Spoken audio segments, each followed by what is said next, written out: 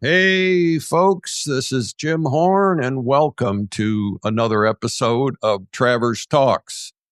Today, we're going to be talking about short-term rentals like Airbnbs and how they're affecting life in Traverse City. Some people say they help bring in money from visitors, but others worry they make it harder for the locals to find a place to live. We're going to explore what the city rules are now, what might change, and what other places are doing about it. So stick around as we hear from the local leaders and talk about possible solutions. This was a Monday night study session with the city commissioners. That's this past week. And Jackie Anderson, one of the commissioners, wanted to have the commissioners vote on the possibility of starting an ad hoc committee for short-term rentals. They decided not to do that. They decided to wait. But I think the information that Jackie presents is extremely interesting. It gives you at least a broader perspective of short-term rentals in the Traverse City area. I am not going to make any comments. Jackie does a good job on giving us some stats, and then we'll end it. So here is Commissioner Jackie Anderson. So first, let's take a look at the current state of short-term rentals in Traverse City.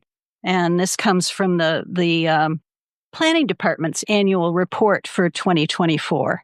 They are reporting that during last year, we issued 542 licenses to operate short-term rentals. And just for context, there are a total of about 8,400 dwelling units within the city. And so that means that about 6.4% of all of our dwellings are currently being used as short-term rentals. The thing that struck me was that that's considerably more than the number of permits that were issued for new dwellings to be constructed last year, which was 373. And they also provided some historical data about the trends in the number of short-term rentals that have been licensed since 2019, when we first began that process. Between 2023 and 2024, our number of new licenses rose from 34 to 101. Whereas our renewal licenses grew less than 10%, from 419 to 438. So I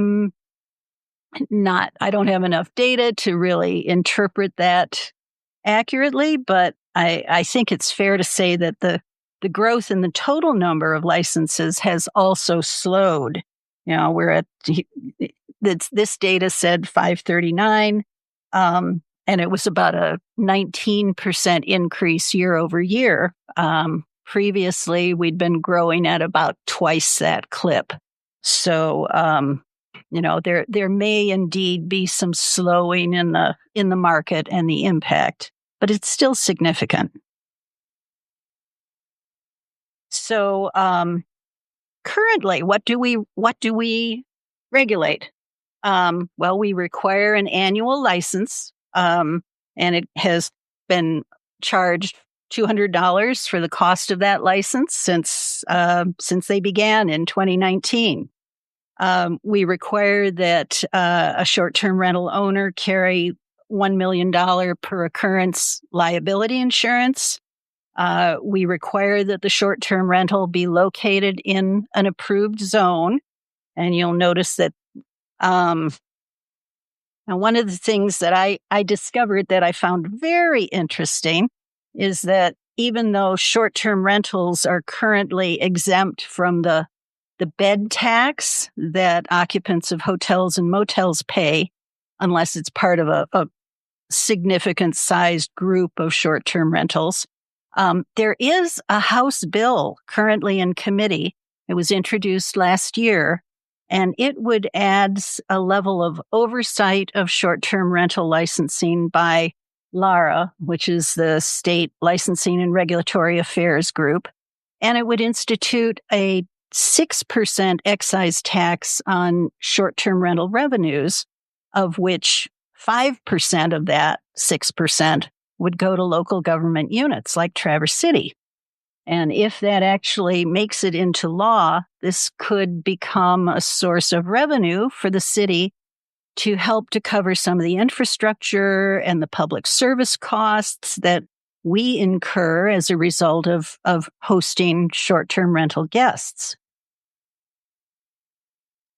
So I did some real preliminary checking into what other communities have done in terms of regulating their short-term rentals, and they tend to fall into two buckets. One of them is regulating ownership, and the other is regulating operations.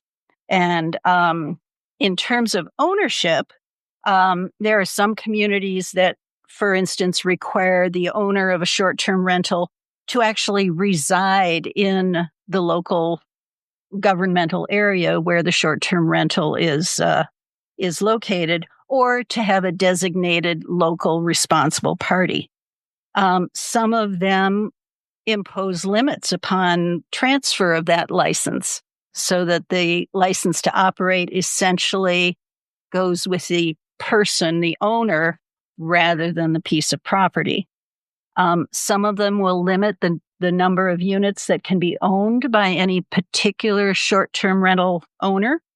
Some of them have quite a bit more aggressive fee structures in terms of annual licensing. And there's one that really kind of caught me by surprise.